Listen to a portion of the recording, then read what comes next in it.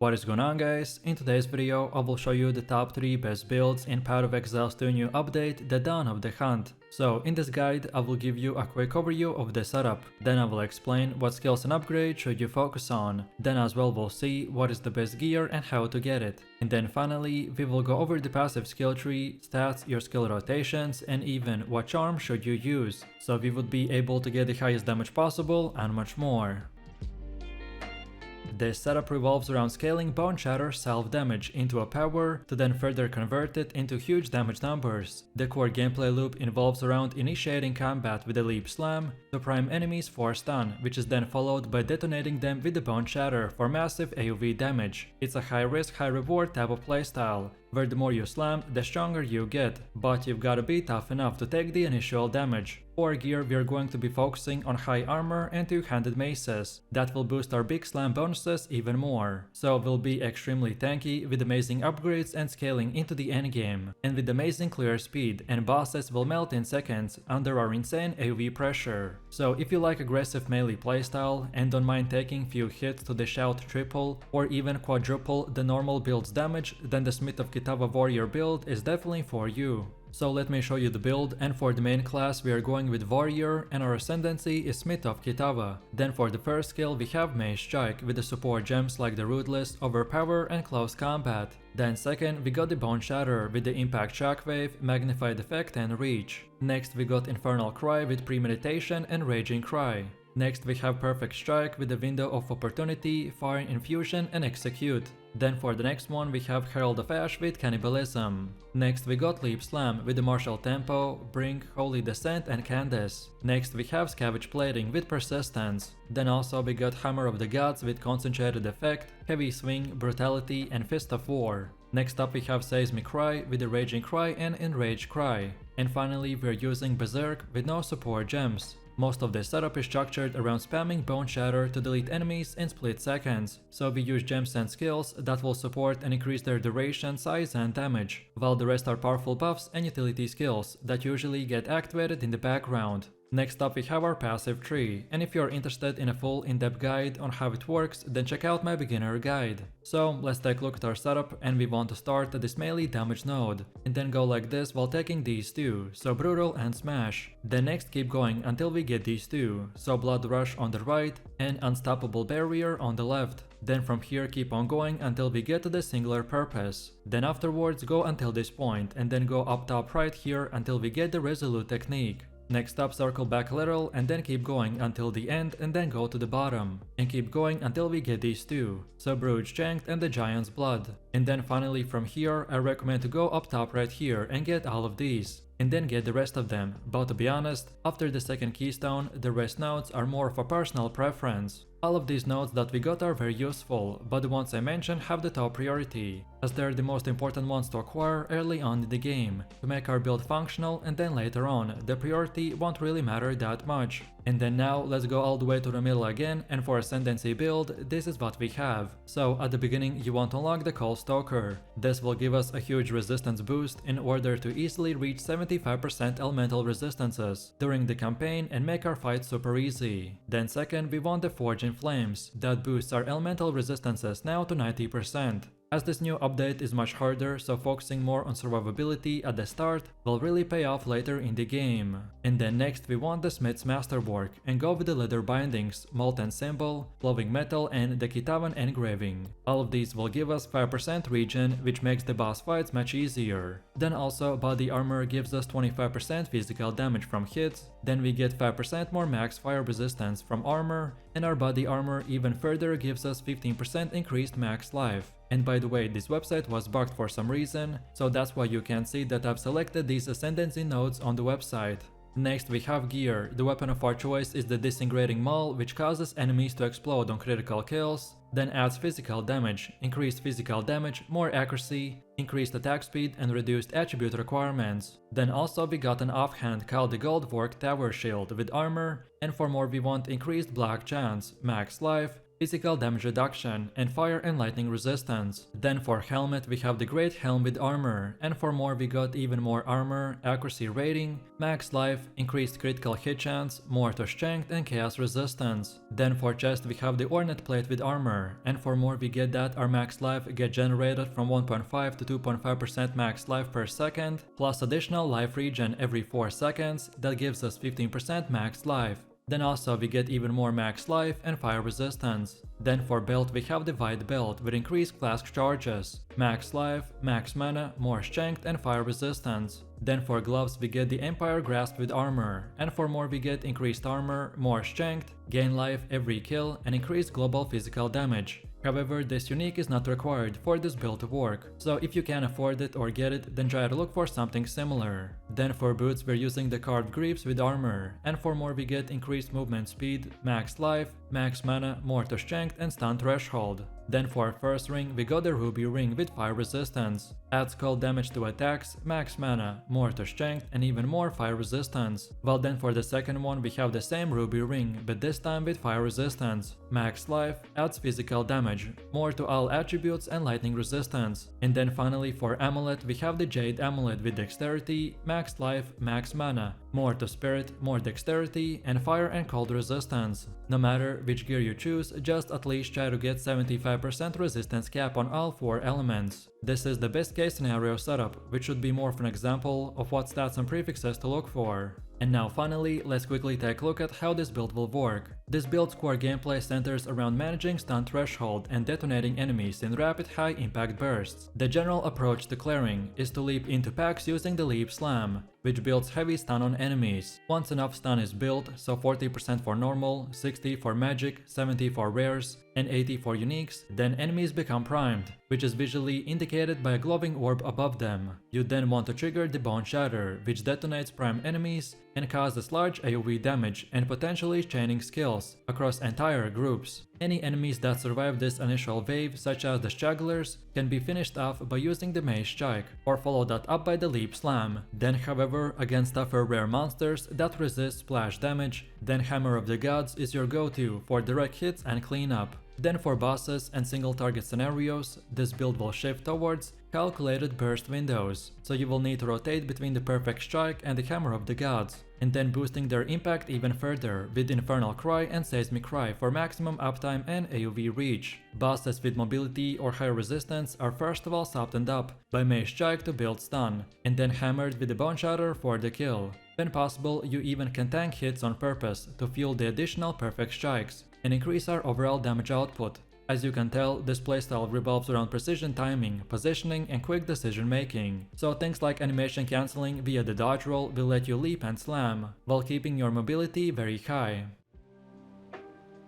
This setup revolves around players who like to keep things safe, but still do massive amounts of damage. You will be fast, flashy and full of explosions, and here's how it works. We'll fire off glacial bolts that leave behind ice crystals, which then we blow up for massive amounts of damage. And if you want to automate this process for the endgame, then just use Cast on Freeze to trigger Freezing Mark instantly. That way your explosions will chain off like fireworks with zero downtime. In general, you can start this build as early as level 30 and use it all the way to the endgame, including the pinnacle bosses. And the best part about it is that no rare uniques are required, so this makes it perfect for solo self-found or pretty much any player who wishes to play a powerful build without a stash full of meta equipment. So let me show you the build, and for the main class we're going with the huntress and our ascendancy is Amazon. Then for the first skill we have Glacial Bolt with support gems like the Ice Bite, Scatter Shot, Cold Infusion, Primal Armament and Bullseye. Then second we got the Artillery Ballista with the Fire Infusion, Martial Tempo, Culling Strike, Rising Tempest and Blind Side.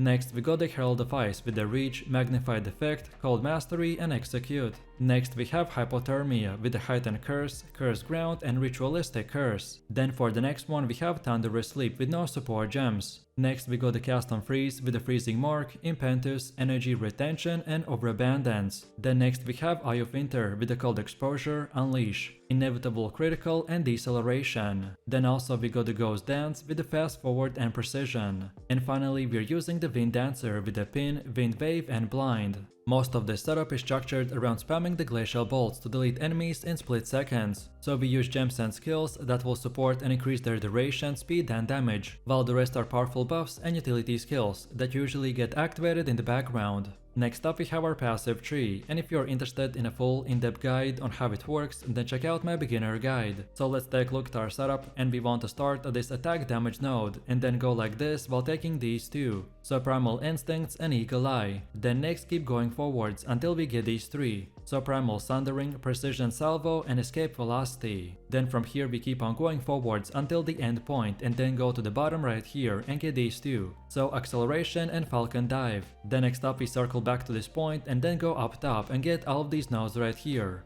And finally from this point and onwards you can unlock the rest of the nodes in whatever order you prefer. All of these nodes that we got are very useful, but the ones I mentioned have the top priority, as they're the most important ones to acquire early on in the game, to make our build functional, and then later on, the priority won't really matter that much. And then now, let's go all the way to the middle again, and for Ascendancy build, this is what we have. So at the beginning you want to unlock the Critical Strike, which drastically increases your critical hit chance if you scale the accuracy like I've done for our gear. And to use this fully, we need to stand near the enemy to not waste any of our accuracy. Then second we got Penetrate. This allows you to gain massive added physical damage from your weapon. This is a boost in damage but also makes it easier to find a high DPS weapon. Then next we get the Stalking Panther, which drastically increases your evasion rating, so make sure to use an energy shield body armor to gain more defenses while avoiding this node's downside. And finally we got Predatory Instincts that adds even more boss damage. This helps massively on extremely hard encounters like the pinnacle bosses, but also saves you time on map bosses and rare targets.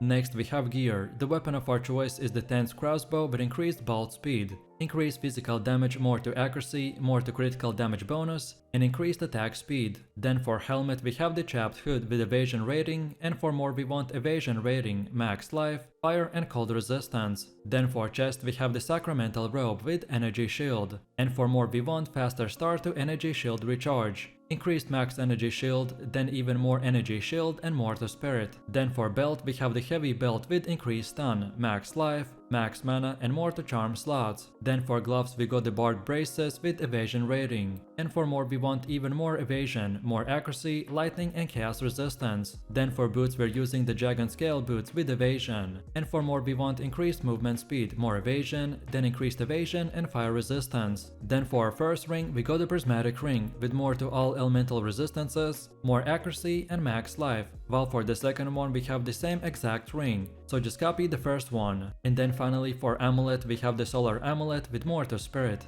max life, max energy shield and then even more to spirit. No matter which gear you choose, just at least try to get 75% resistance cap on all 4 elements. This is the best case scenario setup, which should be more of an example of what stats and prefixes to look for.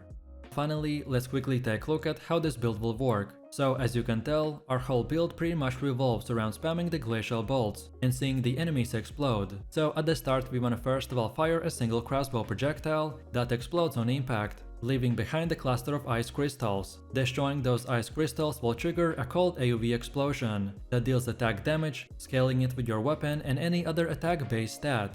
To maximize the effect, make sure that you're landing a Glacial bolt directly on the enemies. But keep in mind though that these ice crystals can block your movement if you're not careful. With some practice you will learn how to fire and move without trapping yourself in a frosty maze. But then as soon as you can, boost your Glacial bolt to 20% quality. This upgrade lets you reload 3 bolts at once instead of just 1, which is going to be huge for your damage uptime. Normally, you'd need manually to blow up the Cast on Freeze ice crystals by using a second skill, but this build takes a smarter route. By pairing the Cast on Freeze with the Freezing Mark, the explosion is fully automated, so by firing the Glacial bolt will freeze your target and explode. The Freezing Mark detonates instantly, setting off your ice crystal in a satisfying chain reaction. And then finally, we will throw a Herald of the Ice into the mix, and those explosions will start chaining like crazy, which then in return creates these screen-wide crazy chain reactions and massive DPS explosions.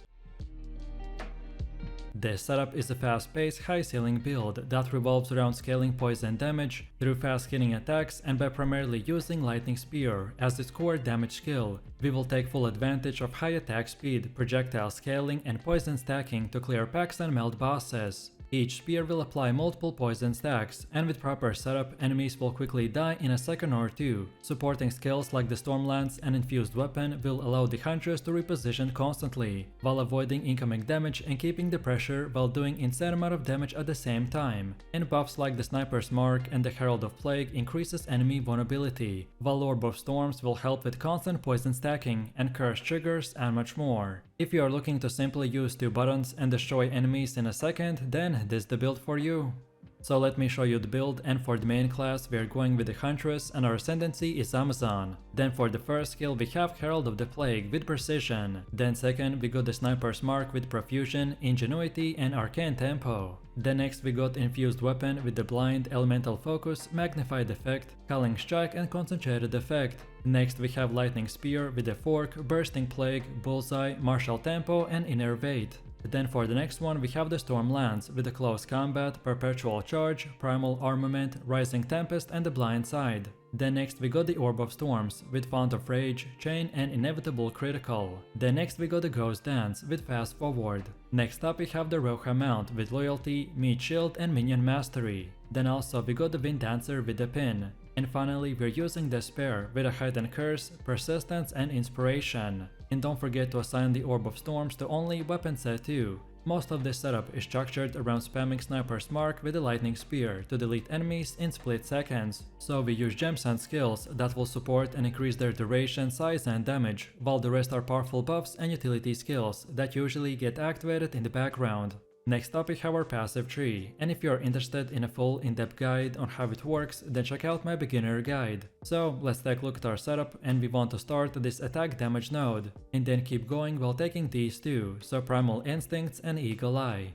Then next we want to keep on going while taking these 3, so Lasting Toxins, Escape Velocity and Cooked. Then next we keep on going until the end and then get these 2 on your way, so Maiming Strike and Catalyst. Then when we get to this endpoint, then now we go down and get all of these right here. And then finally from here I recommend to get all of these right here, and then after that is done you can circle back to this middle point and then get all of these right here. However, all of the nodes that we got are very useful, but the ones I mentioned have the top priority, as they're the most important ones to acquire early on in the game to make our build functional, and then later on the priority won't really matter that much.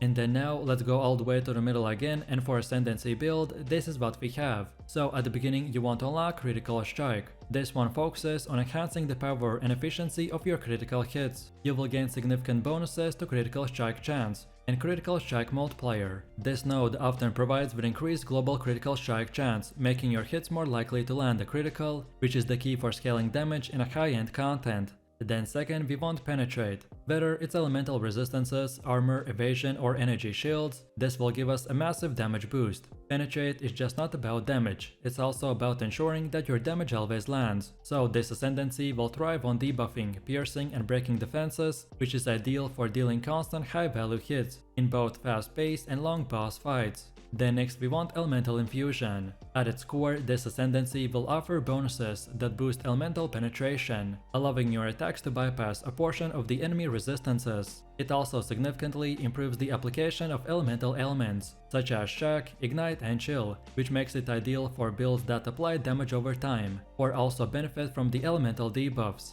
And then finally we are going with Predatory Instincts, which is designed to enhance agility, offensive power and damage scaling through increased critical strike chance, attack speed and evasion. You will gain increased critical strike chance against enemies that are on low life, and then on top of this, the added attack speed will boost your offensive capability, allowing you to apply damage faster and stack debuffs like the Bleed or Poison at a very fast pace. Next we have our gear. The weapon of our choice is the Splinter of Lorata with physical damage, increased melee strike range, and all poisons can affect multiple targets at the same time. However, this weapon is required for our playstyle to work. Then also we got an offhand called the Lyco Seidei, but the shield is not required, so if you can't get it or afford it, then look for something similar. Then also we got the second weapon set, and for our second weapon we're using the Swift Spear with increased weapon speed, increased physical damage, more accuracy and increased attack speed. While for our offhand we got the Coiled Buckler shield with evasion rating, max life and lightning resistance. Then for helmet we have the Cowled Helm with armor and evasion.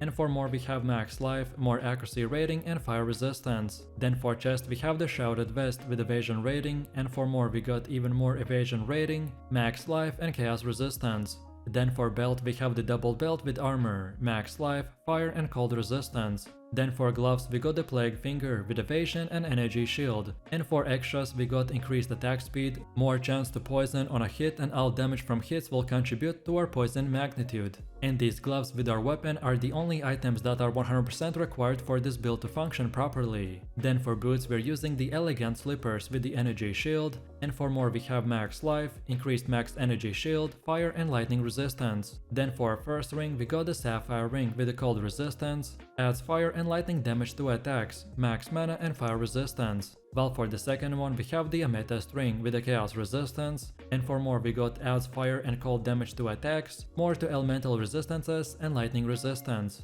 And then finally for amulet we have the Crimson Amulet with the life regen per second, accuracy rating, max life, more to spirit and more to all attributes. No matter which gear you choose, just at least try to get 75% resistance cap on all 4 elements. This is the best case scenario setup, which should be more of an example of what stats and prefixes to look for. And now finally, let's quickly take a look at how this build will work. So our rotation is quite simple, but you will need to get used to it. Your main goal is to keep spamming Stormlands until you fully burn through all of your frenzy charges. And once you've depleted them, that's the ideal moment to reapply the Sniper's Mark. If you get the perfect timing, then you will keep the most optimal damage. However, don't stress too much if you end up casting the Stormlands. An extra time here and there without the frenzy charges active is totally fine and doesn't impact the flow of our rotation that much. A good general rhythm is to aim for about 3 Stormlands attacks per the Sniper's Mark cast, but for simple trash enemies you can just cast Sniper's Mark, and then the Lightning Spear, and it should kill everything on the screen.